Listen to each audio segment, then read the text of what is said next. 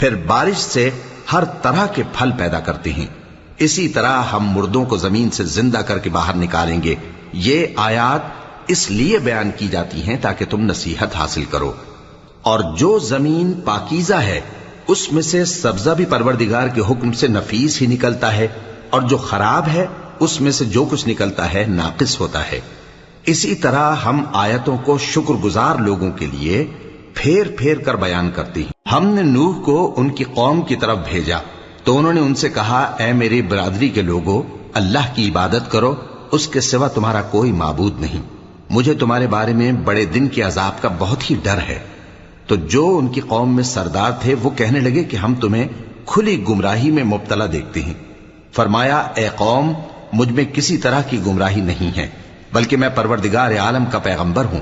तुम्हें अपने परवरदिगार के पैगाम पहुंचाता हूं और तुम्हारी खैर खाही करता हूं।